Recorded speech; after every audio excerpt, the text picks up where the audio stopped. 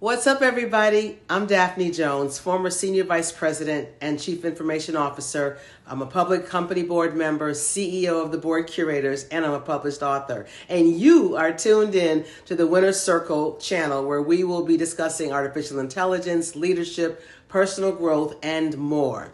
Stay in the Winner's Circle with me. Like and subscribe my channel for your personal win. I do want to hear from you, so I welcome you to comment, ask questions, and join in on the winning conversations. I'll see you in the Winner's Circle. Let's go.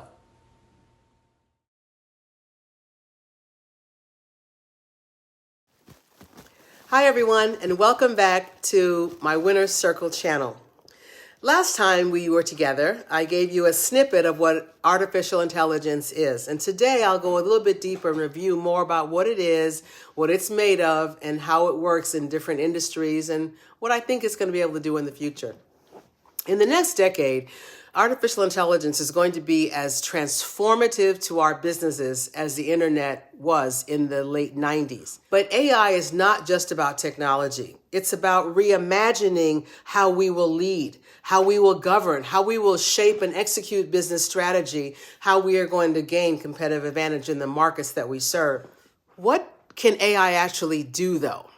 At its core, AI does the things that human intelligence can do, including seeing and perceiving. It recognizes speech. It makes decisions. It translates languages.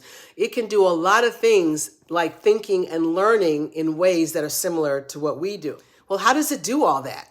Well, the way that computers know what to do is through programming languages. Some programming can tell a computer to process and disperse electronic paychecks, for example. But instead of telling AI specifically what to do for a particular task, the programming tells it how to learn instead. So just as we learn without specific instructions every single day, AI has been taught how to learn. I won't get too deep here, but let me take you to another level of what AI is made of. So there's an overview of a few basic components of AI. First part of it is called machine learning. That is a subset of AI that focus on the ability of machines to automatically learn from the information that it receives, and it gets better and smarter over time. AI learns your voice today. It won't have to relearn your voice tomorrow, even if you have a cold in a windy day while you're crying. It knows your frequency, your vocal rhythms, and it can all be done without explicitly being programmed. If you teach it how to play chess, it will learn how many different paths there are to checkmate. And you may never be able to win at chess again playing with AI. There are training models that teach AI how to learn. The second part that AI is made of is data. And that's what makes it run. AI systems learn and need tons of data to learn patterns. It'll be able to extrapolate and apply algorithms that are based on the patterns that it sees. It could be video, written text, typed text, sound, music, much, much more. And the more information it gets, the smarter AI will be. So AI relies on information in order to learn and see patterns to differentiate amongst various subjects. The third part of it is algorithms or algos that you may have heard of before. And those are special instructions and formulas and recipes that AI uses to process all that data that it's getting. It has to know what to do with it. And based on one type of data, it'll do one thing with the algo, and based on another type of data, it'll do something else.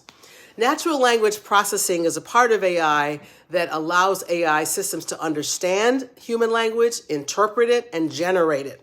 When you are on the phone talking to American Airlines, that person you're talking to may really be a chat box and may not be anyone's sister or brother, but it just is AI that knows how to talk. So look these things up. NLP, neural networks, machine learning, and find out more. So how does AI go about learning through these things? Well, imagine you're teaching a child to identify dogs. You'd show them many pictures of dogs. You'd point out key features like the dog's fur and the tail and the four legs. And eventually the child will learn to recognize dogs on their own. So AI works in a similar way, but on a much, much broader scale. So number one, it takes data.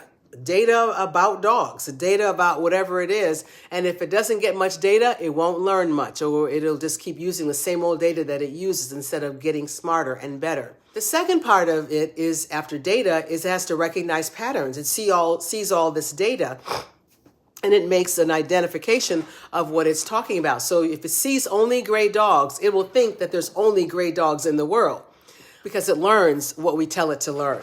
And when we ask AI to show a picture of a dog, it would be a gray dog because it didn't see a pattern of other colored dogs or other types of dogs. And then AI will create algorithms or a set of rules to make decisions about what to do when it sees that different kind of data. The developers in your company, your architects in your company will test and refine those algorithms within AI so it can make sure that AI is doing its job correctly.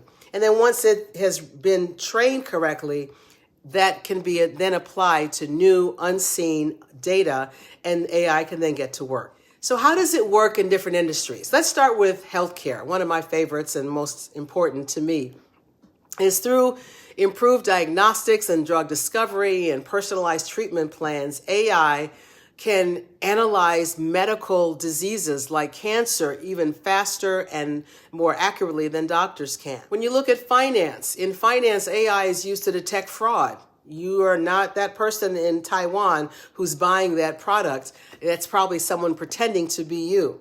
And just like in the airline industries, AI chatbots are being used for customer service. In transportation, self-driving cars are perhaps the most talked about AI application in there. But there's more to it than just self-driving cars. There's traffic flow optimization, and AI can tell you where traffic spaces are open in places that use AI. What is the good and the bad of AI? Because there's two sides to this thing. Number one, it's fast and it can scale with large amounts of data. It's more accurate than we are, and it helps us get better and smarter. It's open 24/7. It's always open and never calls in sick. And it's innovative. It helps us be smarter and discover more things. On the other side, that may not be so good, is it may be a job terminator. As AI automates more tasks, there are concerns about job losses in certain sectors. But on the other hand, there are jobs that AI can't do, and those jobs will likely be in higher demand. Number two, there's privacy issues. As AI uses all this data and it learns from it, it's going to raise more and more questions about how private and how secure my data and your data is. If we share our biases with AI, that's the third challenge, then biases will be what AI uses to make decisions. Not a great thing. So the future of AI that I see, in addition to personalizing services and doing deeper decision making, I think you're going to see a lot more AI-powered robots that'll become more sophisticated, handle more complex tasks in manufacturing, healthcare, and even here in my home. There will be an focus on developing AI systems that are fair, unbiased, transparent, and aligned with good human values. And then there's climate change in AI. I think has to play a deeper role in addressing global things like sustainability and improved energy efficiency and modeling climate. So as we wrap this up, AI continues to evolve. It's important for all of us, all leaders, to not just experts, to have a basic understanding of what AI is and how it can work in our business and in our society. Let's stay informed and engaged, and let's play our role in shaping an AI-driven future where we can all win. I'll see you again in the winner's circle.